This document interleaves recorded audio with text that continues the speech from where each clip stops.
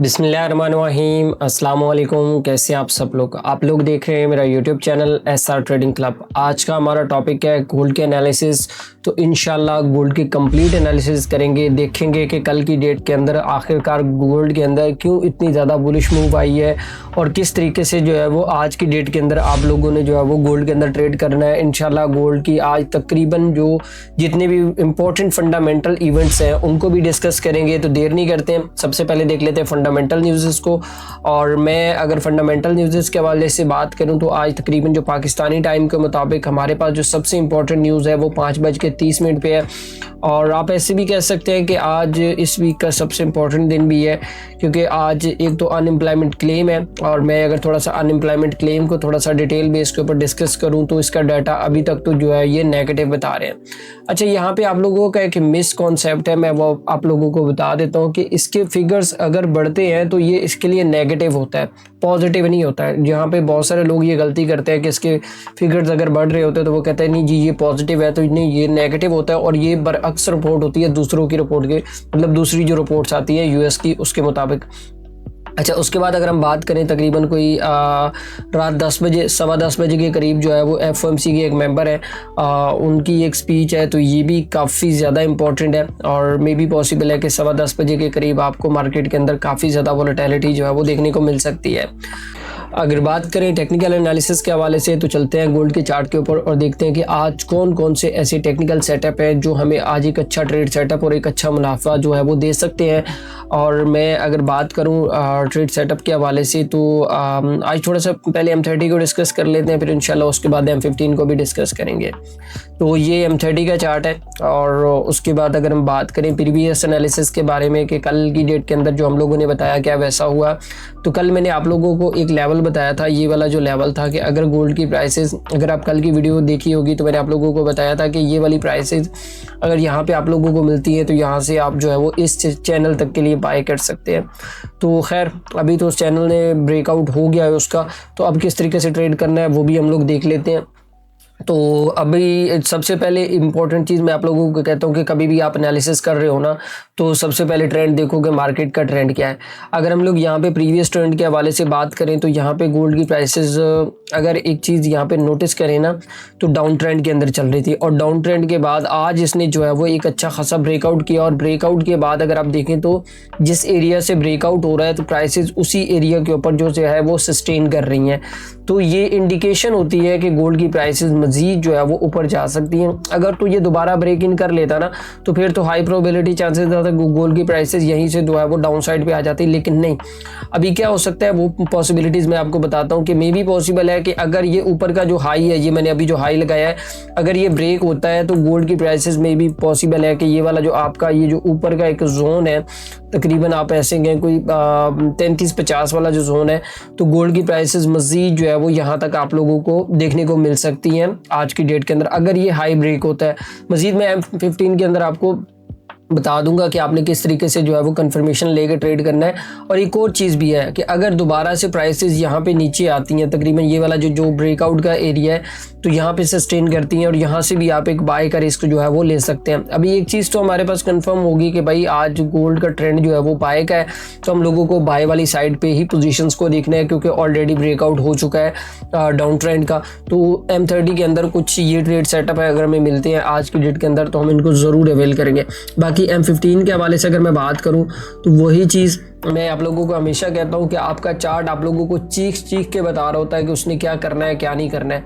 और एक बात मेरी हमेशा याद रखिएगा कि जब भी इस तरह के मूव्स होते हैं, ये वाले जो फंडामेंटल मूव होते हैं, तो ये करेक्शन बेस्ड लाजमी होते हैं कि अगर आप लोग देखें तो ये पूरा का पूरा मूव अगर एक दिन में हुआ तो उसके बाद अगले 2 दिन में ये पूरी मार्केट जो है वो यहाँ पे रिकवर हो गया, तो ये पॉसिबिलिटी होती है कि टेक्निकल जो है वो आपके वर्क करते हैं। ठीक है, तो बाकी अगर कोई स्पीच वगैरह आ जाए तो वो एक अलग बात है। और मैं अगर थोड़ा सा इस चार्ट को डिस्कस कर लूँ तो अगर आप लोग देखें यहाँ पे पूरा का पूरा चार्ट हमें बता रहा था कि भाई मार्केट ने क्या किया। अब देखें यहाँ पे मैं आप लोगों को एक छोटी सी बात बताता हूँ, यहाँ पे मार्केट के पास लोअर लो बनना स्टार्ट हुए और लोअर लो के बाद अगर आप लोग देखें तो यहाँ पे हमारे पास एक बेरिश फ्लैग बना जो कि मैंने मार्क भी किया हुआ है।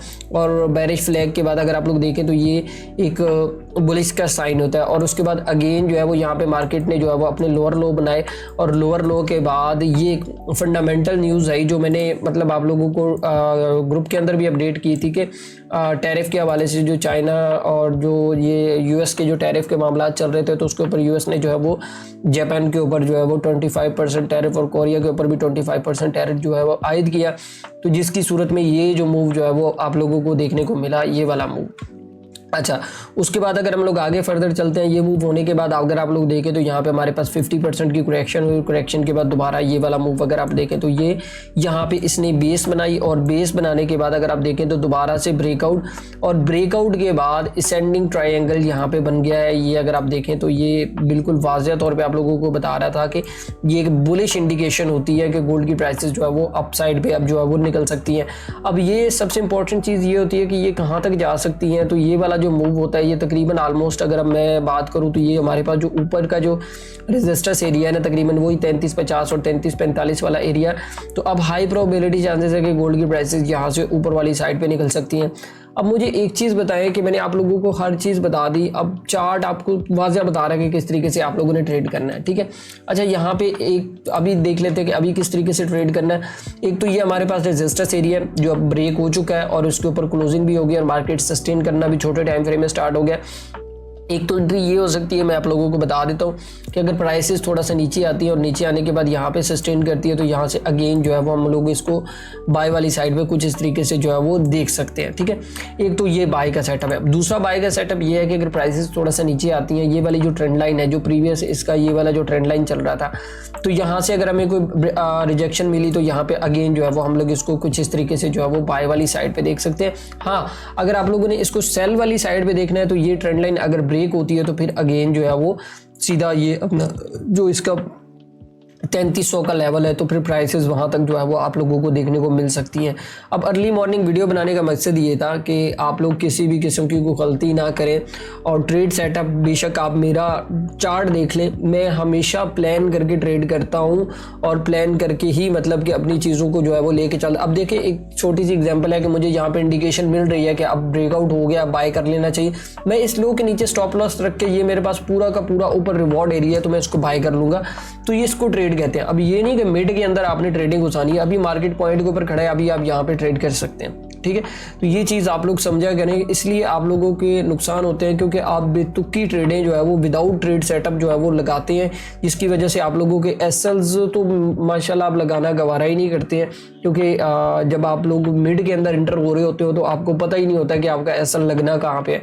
क्योंकि टेक्निकल ट्रेड सेटअप ऐसे सेटअप्स होते हैं कि भाई जिन लोगों को एक्सपीरियंस है ट्रेडिंग का तो वो ही आपको बता सकते हैं कि भाई कहाँ कहाँ से अच्छा जो है वो आप लोगों को टेक्निकल सेटअप निकल के आ रहा है। तो बाकी ट्रेड को लाजमी प्लान किया करें। बाकी एक चीज़ मैं आप लोगों के साथ और भी, लास्ट टाइम एक बंदे का क्वेश्चन आया मुझसे कि सर गोल्ड की प्राइसेस डाउन क्यों नहीं आती हैं, तो मैं आज उसको जवाब देता हूँ कि यार देखो पूरी दुनिया के अंदर ना, तो पूरी दुनिया के अंदर हर बैंक के पास गोल्ड के रिजर्व मौजूद है। इवन अमेरिका के पास भी है, चाइना के पास भी है, रूस के पास भी, जितनी भी मेजर कंट्रीज है, ठीक है। अब आप अगर एक चीज़ देखो ना तो कभी भी आप हिस्ट्री उठा के देख लो, गोल्ड कभी 20% से नीचे डाउन आज तक आया ही नहीं है।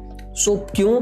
क्योंकि जब भी ये 20% से नीचे डाउन आएगा तो उसके ऊपर जो जितनी भी फेडरल रिजर्व के मतलब के बैंक हैं, मतलब कि जो फेडरल रिजर्व है या जितनी भी कंट्रीज के सेंट्रल बैंक्स हैं, तो भाई उनको मैं कहता हूँ कि जान के लाले पड़ जाते हैं कि वो कहते हैं कि भाई हमारे रिजर्व तो गए, अगर 20% से ये नीचे गया तो भाई रिजर्व जो है वो हमारे बीच में इंटरप्ट होना स्टार्ट हो जाएंगे कि भाई डॉलर की वैल्यू बढ़ जाएगी। तो वो चाहे ये बचाते हैं गोल्ड को, ठीक है, चाहे इनको डॉलर को डीवैल्यू करना पड़े, चाहे यूरो को डीवैल्यू करना पड़े, चाहे इनको जापानीज येन को डीवैल्यू करना पड़े, लेकिन गोल्ड को ये कभी कुछ नहीं होने देंगे।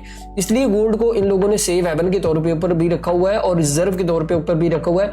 ये चीज आप अपने दिमाग में बिठा लें कि कभी भी गोल्ड क्रैश होगा तो वो 20% से नीचे क्रैश नहीं होगा। मंथली की बात कर रहा हूँ, मंथली टाइम फ्रेम में ये चीज़ें देखी जाती हैं। ये छोटे टाइम फ्रेम में नहीं होता। ये हमारे रिटेलर्स के लिए नहीं होता कि भाई आप रिटेलर्स के ऊपर कहें कि यार 20% का जो है वो आप लोगों को समझ आ जाए कि ये चीज़ें होंगी।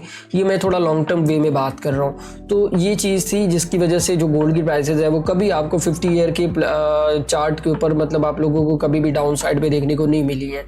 तो बाकी आप लोगों को समझ आ गया होगा कि आप लोगों ने किस तरीके से ट्रेड करना है, किस तरीके से अपने ट्रेड सेटअप को प्लान करना है। तो गलती मत किया करें, स्टॉप लॉस लाजमी लगाया करें। और सबसे इंपॉर्टेंट चीज़ मैं आप लोगों को हमेशा कहता हूं कि यार लर्निंग लाजमी करें इसकी, क्योंकि जब तक आप इसको स्टडी नहीं करेंगे, जब तक आप इसको सीखेंगे नहीं, जब तक आप इसके अंदर ट्रेड नहीं करेंगे, एक्सपीरियंस नहीं करेंगे, तो उसके बगैर आप कभी भी इसके अंदर सक्सेसफुल हासिल नहीं हो सकते।